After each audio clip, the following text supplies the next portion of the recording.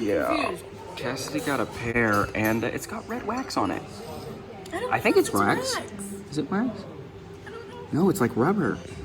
What? Oh, geez, that's weird. Emily thought that she was eating dessert this morning. I think she's a little confused on what time of the day it is. And she may or may not have diabetes after that's over.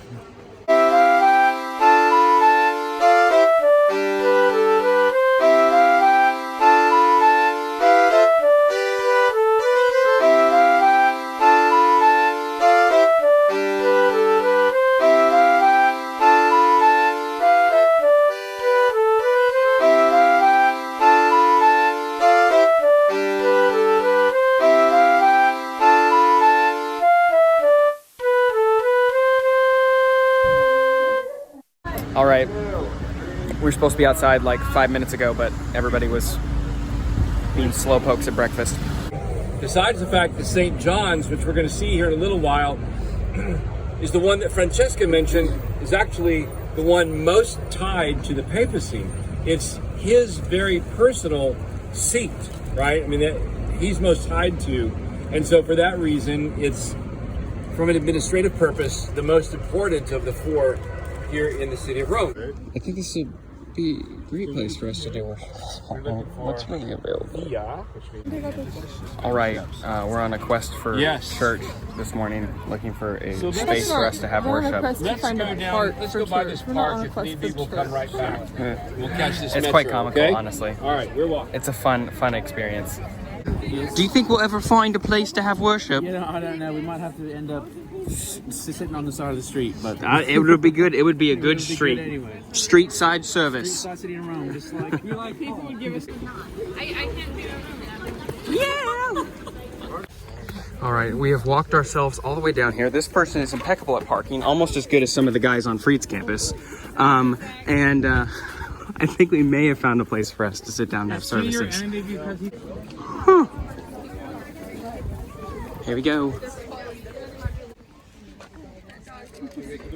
He's got the stick. He's got the stick. I've got it. I've got it. All right, so I think we're gonna find a place in here. Oh boy, there are a decent amount of people here, so I hope we're not disruptive. Can we just sit all around this? This will be interesting. Here we are. No, there's a picture being taken. Ricky B is taking our picture, but we've decided to settle here for our service.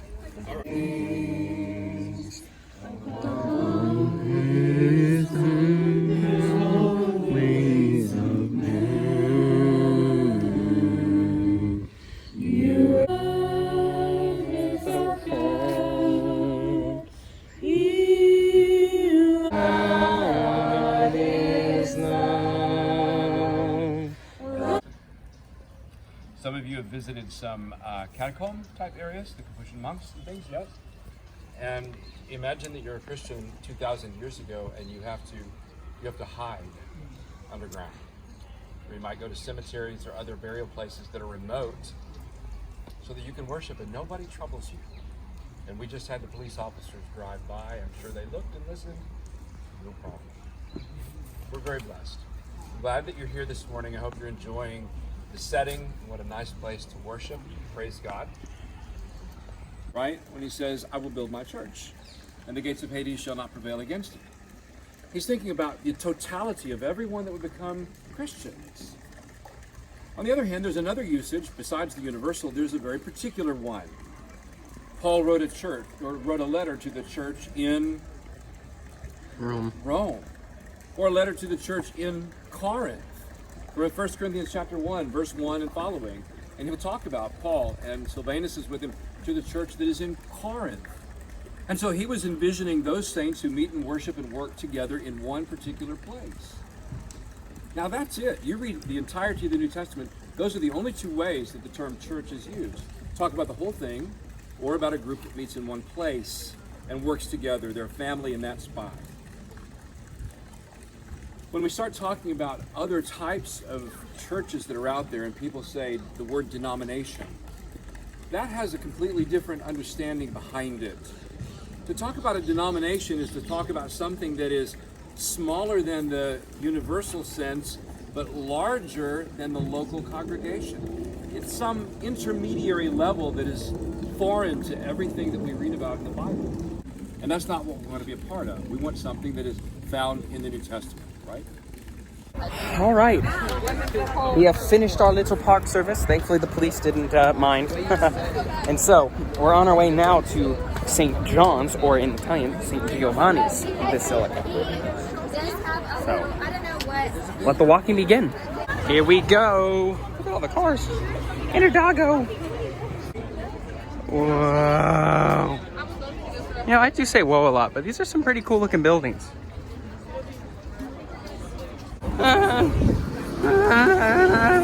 Oh, it's an obelisk by Sixtus.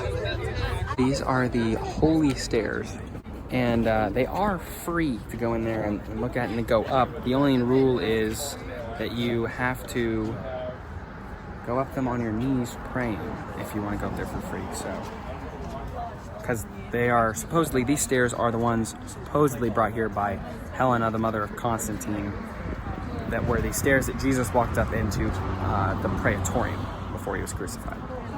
You can go up not on your knees. Like, you have to go up on your knees. It's Yeah, just you free have to to. do so. It's free, but you have to go up on your knees.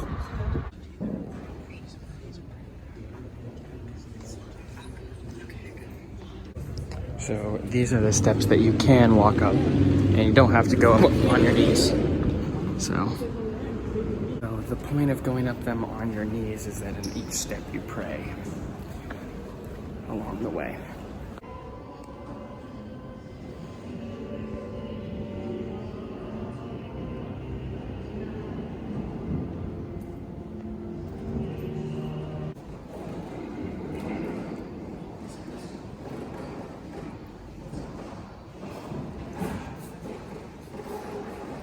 Fine there. Seth found it. We're engaged now. Spent my whole life savings on it. We didn't get down on one knee because his knees hurt from the holy steps. So. Chicken. It was very effective.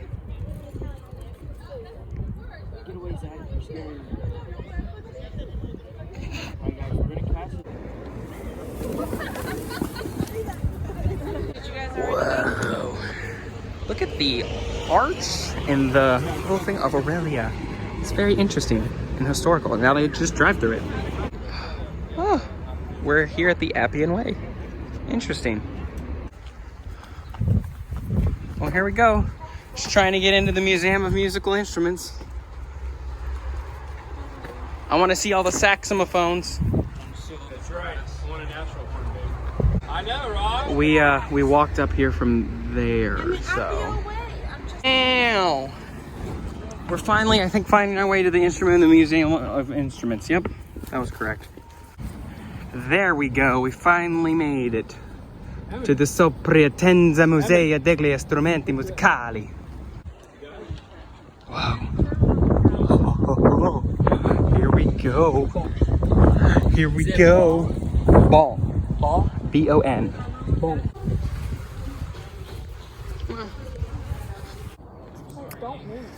Well, Edmund, the museum was closed. Looks like it'll have to live on in our hearts. All right, so now that the place was closed, we're coming down here to the metro to get a train elsewhere. Spania. Because we're gonna have dinner there. Oh, look, there's a little museum stuff down here. That's cool. Interesting. All right. Heading down even deeper into the depths of the subway metro system here in Rome. Edmund, why do we both stand on the same one? Wow, okay. There's literally no one down here, so this is fantastic though. There's no one here. Yeah, but this is great. terrifying. It's really, really dark. It is really a dark tunnel, but you know, it's okay.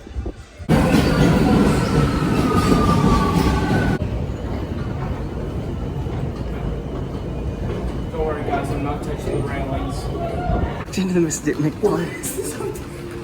Is this a hotel? Oh, this is the first McDonald's in Italy. Whoa. What even? So, Edmund made a good point. You don't come to the first McDonald's restaurant in all of Italy ever and not get something. So they had $1 milkshakes, and Lexi and I got some. I got a banana one. It's interesting.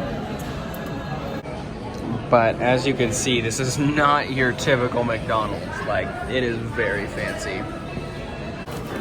Edmund got some of their fancy riche fries, which is basically just cheese and bacon. So, after we stopped and got more pins, Lexi realized at McDonald's that she could route us to the Hard Rock Cafe. And I was just over here struggling to get Wi-Fi. So, at least we know where we're going now. Well, we're here at the convent of the Capuchins. And sadly though, the stinky coronavirus has closed all the museums today, and some of them through April 3rd. That's why we couldn't go to the one earlier. It was closed till from today through April. So I'm really curious at what it is, like why they're all closed today. I don't know. Is it a holiday here? I don't think so. To the Hard Rock Cafe. But we went and we made reservations at the Hard Rock Cafe, and we're just up here chilling for a little bit. This is an interesting little area. So hopefully no one cares that we're sitting on the railing here. But, you know, yeah. And I got a Kinder Egg because we can't really get Kinder Eggs in America. Edmund got this weird Coke-ish thing. It's like licorice. It's like licorice. It's a black licorice pop. That's what it is. It tasted good for the first sip, but then after, you're like, I want to die. And then Lexi got a Coke with lemon in it. Yeah. And then not touching. It says it's a touch menu. Why isn't it? I can't touch the touch menu. What's going on here? Oh yes, we got free water. This is a good thing. So a few of us just decided to ball out on our last meal in Rome and eat here. I'm considering this. Oh.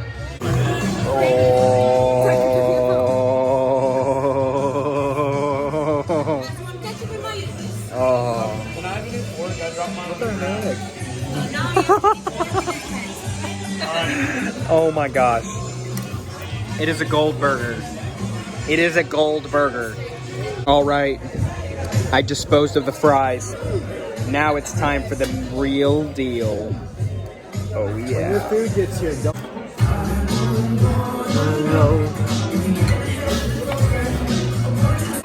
Zach is eating a gold burger.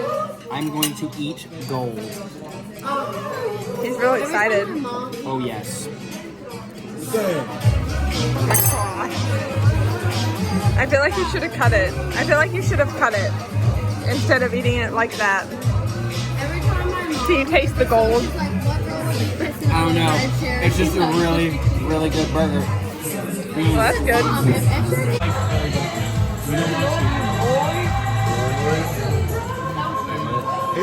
Oh wow. That is so good. Real quick. So that burger, wow. First of all, you know, I don't know when I would not just get another opportunity to do that, but when I would even do that again. So I'm so glad that I took that chance to do something crazy, weird like that. But it was, I don't know, I've seen Mr. Beast eat a lot of gold things on his videos and whatnot. And that burger really wasn't that much more expensive than the other burgers.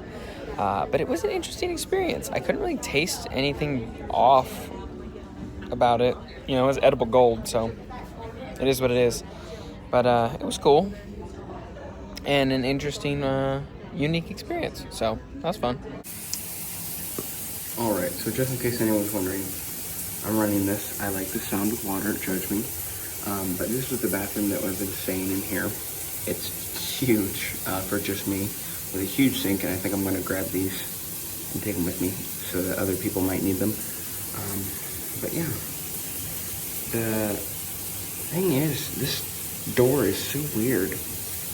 It only goes like 3/4 of the way, and it opens both in and out, so it's really hard to get by because of that. But yeah, everything is packed, everything is ready to go. And about ready to call it quits for the night. So yeah, we just came back here after being in the shops, and I've been chilling. A lot of times when I've been here this week, I just come back to the room and then I fall asleep in the evenings because of how exhausted I am. Like my watch just told me over the past week here, and keep in mind we got here, so it was counting Monday through this Saturday. Yeah, so I've been in Italy this entire week. I've walked 51.82 miles, which is nuts. And, like, we got here in perfect time because everything is closing due to the coronavirus. The Vatican closed the day, like the day or two after. Pompeii, I'm pretty sure, was shut down today, and we went yesterday. And a bunch of museums we went to today were closed. But by this time, I've already had a discussion about that in these videos. And just to reinforce that, I'd say that at no point were we in health danger or risks. We are always taking precautions. We are constantly using hand sanitizer.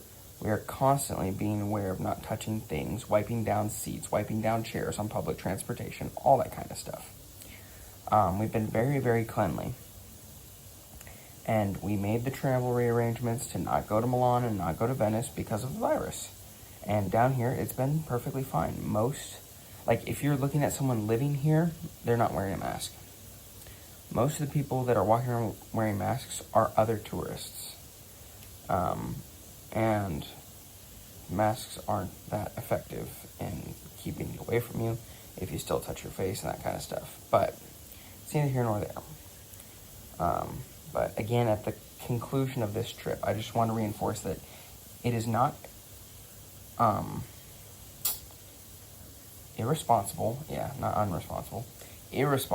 for our university to keep us here. It is not dangerous or silly or stupid. They have made an investment in the semester, and it is far more beneficial for us to stay here, even with a risk of coronavirus, because there's barely any cases in this part of Italy at all. And we're not traveling anywhere that there are cases or there's restricted travel. We haven't been there. We came into Tuscany, came down to Rome, or we came into Rome, went up to Tuscany, came back down to Rome, and we're leaving. That's it. And so, yeah. The other thing is it's breaking out in the U.S. too. So, at this point, it would just be silly to pull us back into the United States because it's still affecting stuff in the United States. You can't remove us from the U.S. if you remove us from here.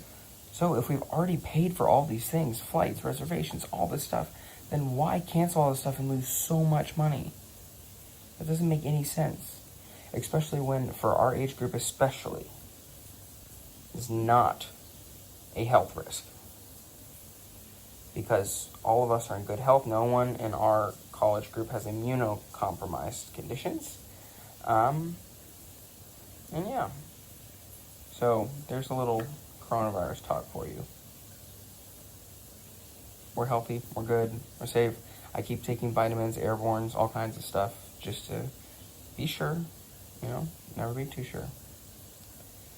But the coronavirus was probably my biggest fear when coming to Europe, and being over here really calms that. Sometimes I kind of start to freak out a bit when I look at the news and all this other stuff because it's like everywhere. And I get being cautious. That's good. But I don't think it's anything to panic or worry about. So, I'm going to finish getting stuff set up and uploaded. It's far too late. We leave the hotel in the morning to head back to Belgium. Really quick though, like coming back, class days, other stuff. Oh, the travel never stops, my friends. And hopefully the coronavirus doesn't affect any more of our plans this semester. So, fear and anxiety, I know I'm going to be dealing with a lot of anxiety flying tomorrow. But we can't let those things control how or what we do. It's stepping past those things in a responsible manner, of course, that helps us become better and more full people. So, hope you had a good day, and I hope you stay good. I'll see you tomorrow.